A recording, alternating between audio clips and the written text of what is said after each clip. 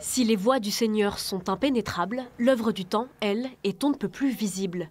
4 églises désacralisées à l'abandon depuis la Révolution pour certaines, toutes ouvertes aux repreneurs depuis le printemps dernier.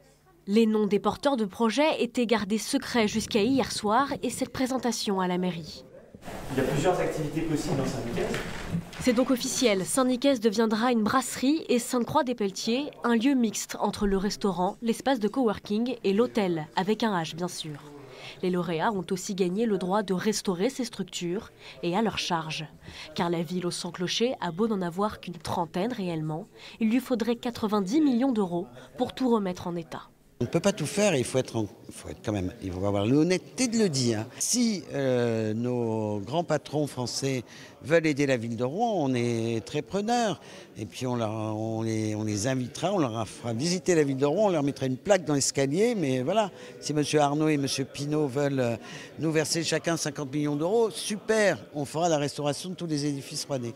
En attendant, cet architecte est chargé de ressusciter Saint-Pierre-du-Châtel. Nous le suivons sur place après l'annonce des résultats. Là, on est dans le volume du restaurant.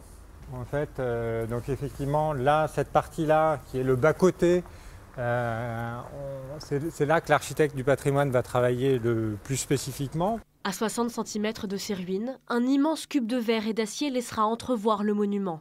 Il est dans cet état depuis les bombardements de 1944. C'est un peu intimidant parce qu'on travaille dans un lieu qui est chargé d'histoire. Donc, effectivement, c'est un édifice qui a plusieurs centaines d'années, donc on y va quand même un peu modestement, quoi. Le calendrier des travaux n'est pas encore fixé. Tous les projets sont soumis à des baux limités, tous démontables en cas de changement de locataire.